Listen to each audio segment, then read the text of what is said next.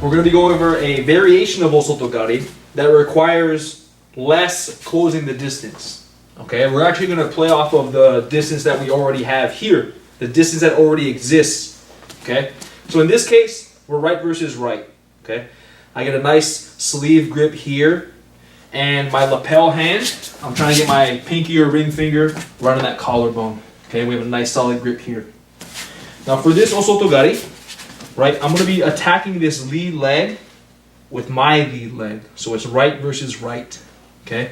The good thing about this variation of Osoto Gari is this requires a little bit of distance. We don't have to be so close and take a big penetration step. We could actually shoot this variation from pretty much where I'm standing. Okay. So it's a good like surprise attack, or if you just got off an exchange and you're getting back into grip, this is a good variation to come in and it's attack from that distance. Okay, so we're already here. It kind of looks like Ouchigari, but it's not really Ouchigari. My back leg is going to move first, right? And I like to really like stomp and transition my weight from both feet to one foot. Okay, so it's a dynamic transition of weight. So right now I'm nice and bent on 2 feet. I'm going to back step and stomp and lift my right foot up. Okay, I call it a replacement step. So where my right foot, my lead foot is, my back leg, back foot is going to take that space.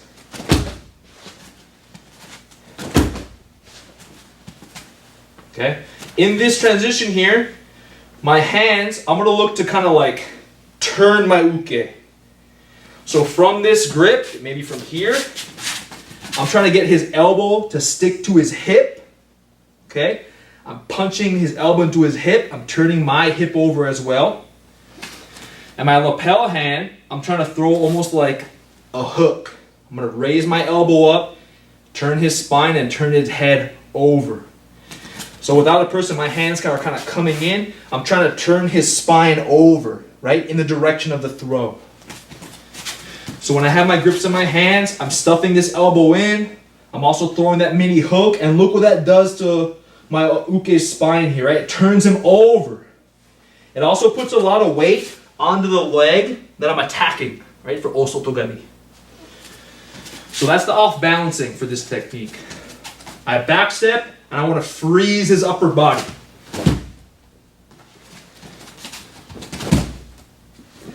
Okay? Now, when his spine is bent over and I back step already, we're going to kind of latch our Osoto Gari onto him. Okay? So this limb, my right leg, my reaping leg, has to take a very unique shape. Okay? I always tell my students to make sure that you point your foot down.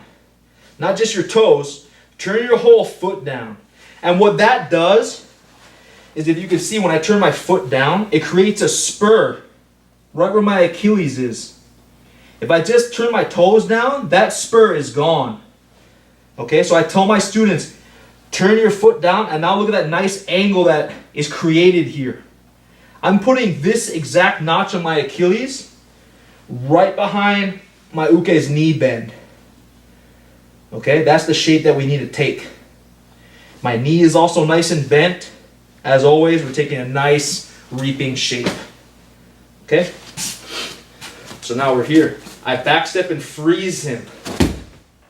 And now I'm ready to hop through and finish this Osoto Gari. So to hop, my left leg is going to circle and hop behind Ryan here.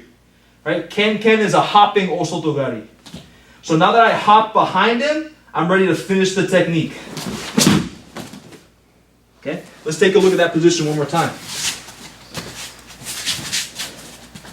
When I come in, I have that hook on. Now watch, I have to be sure that I hop my leg and my forehead is where? Over my big toe. Again, I'm the tori. I'm the one initiating the technique. I want to make sure I'm falling forward. I don't want to be neutral. I sure don't want to be going back, right? Because the counter to Osoto is what? Osoto Gari. Okay, so when I set this technique, I come in, I punch his hip down, get my latch, hop in a circular motion behind your uke. Here.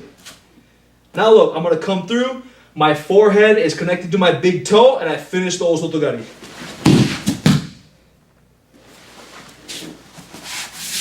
And that is a nice variation, a Ken Osoto Gari versus right.